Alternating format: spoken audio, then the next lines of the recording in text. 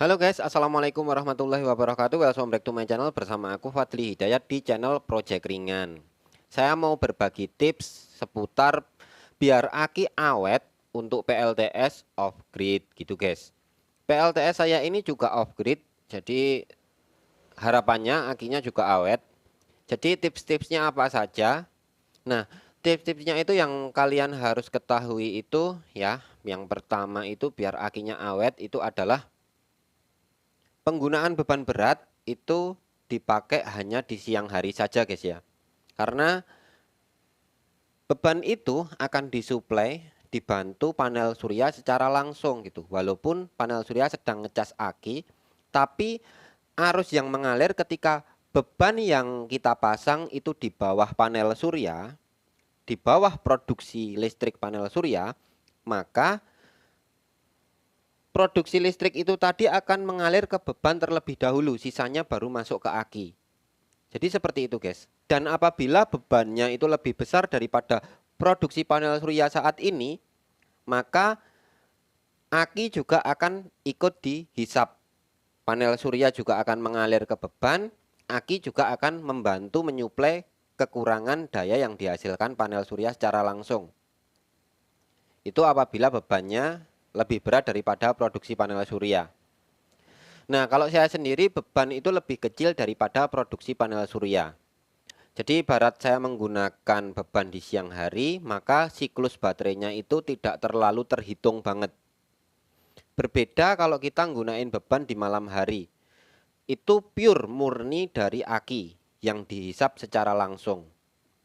Jadi kalau untuk beban di malam hari, itu kalau yang masih pakai PLN juga dan punya off grid juga, dan akinya mau awet, beban di malam hari serahkan aja sama PLN. Dan kalau pas mati listrik, si aki atau PLTS off grid baru digunakan untuk membantu beban di malam hari. Jadi sesekali dipakai buat beban berat tanpa dicas dari panel surya karena malam hari nggak masalah. Tapi kalau setiap malam digunakan untuk beban berat, tentu itu cepat sekali menguras siklus aki. Itu poin yang pertama. Dan sekarang poin yang kedua, bagaimana cara kita menggunakan aki dengan aman? Jangan lakukan penggunaan aki itu di atas 20%. Maksudnya 20% itu gini guys. Apabila kita menggunakan aki 100 ampere, jangan menghisap arus lebih besar daripada 20%-nya. Yaitu sekitar 20 ampere. Supaya si aki ini tidak terlalu tersiksa. Apalagi kalian menghisap 100 ampere. Padahal akinya 100 ampere, kasihan.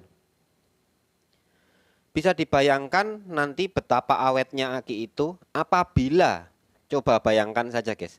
Aki kalian 100 ampere tapi dihisap bebannya 1 ampere, kan kecil banget.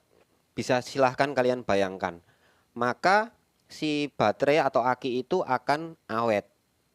Nah, artinya perbandingan 1 ampere dan 20 ampere penghisapan itu lebih aman yang 1 ampere daripada 20 ampere.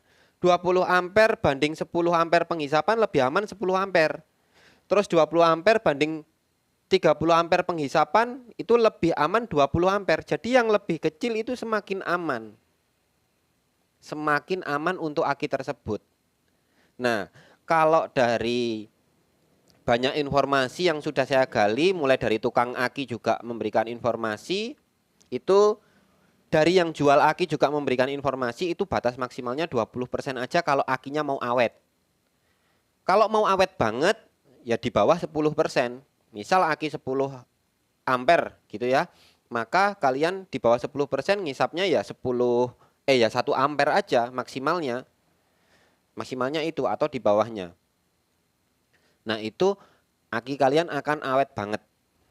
Gitu guys. Itu poin yang kedua. Terus poin yang ketiga.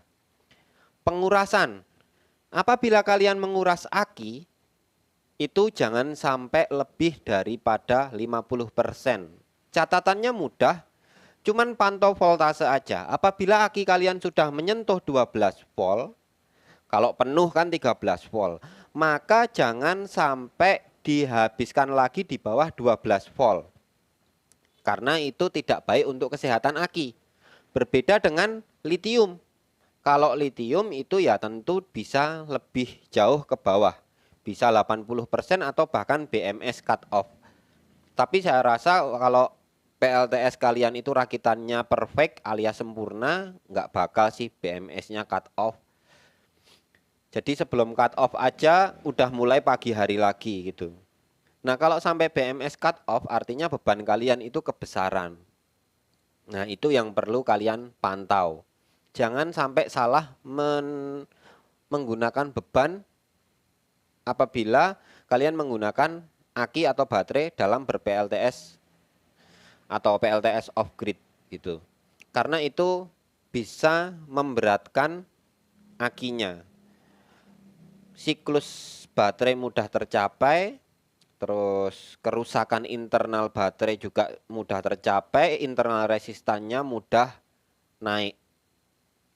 Sehingga kualitas baterai akan lebih cepat menurun. Saya sendiri sudah pakai 1 tahun lebih. Ini sekitar 180 Ah kali 2 saya paralel dan itu beban yang saya gunakan rata-ratanya itu sekitar 40 sampai 50 watt rata-rata ya, kadang tinggi 100 watt.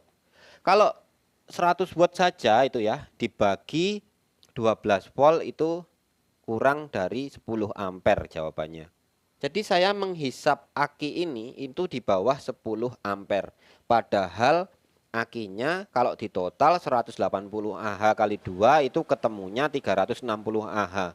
So itu kan kecil banget sehingga si baterai ini kalau dihitung-hitung ya, saya pakai baterai ini seharinya itu hanya sekitar 1/4 siklus.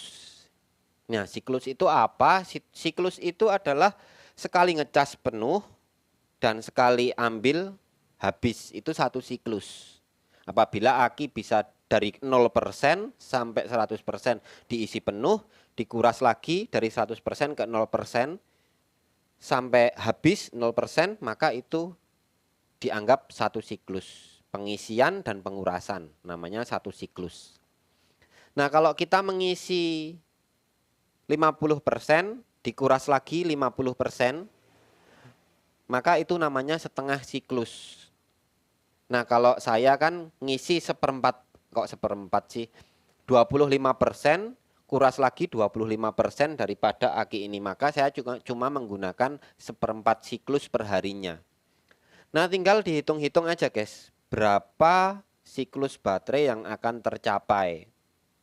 Kalau untuk 1 siklusnya dengan aki saya ini, maka saya butuh 4 hari untuk mencapai 1 siklus. Nah pertanyaannya, kapan baterai saya akan rusak? Nah saya kurang tahu.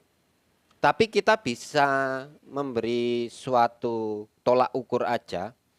Jadi apabila baterainya itu 1000 siklus, hanya apabila ya guys, akurasinya saya tidak tahu, silahkan cek sendiri spesifikasi baterai kalian. Apabila ini 1000 siklus, maka baterai saya akan rusak itu karena 1 siklusnya saya menempuh 4 hari, maka baterai saya ini akan rusak 4 hari kali 1000 siklus, berarti 4000 hari. Panjang banget ya guys. Ya itu hanya tolak ukur, bukan berarti itu pasti. Seenggak-enggaknya kita bisa menggambarkan bahwa sampai di sini umur aki kita bisa bekerja. Nah, jadi di sini yang perlu kalian evaluasi. Semoga video ini simple, bermanfaat. Thanks for watching. Wassalamualaikum warahmatullahi wabarakatuh.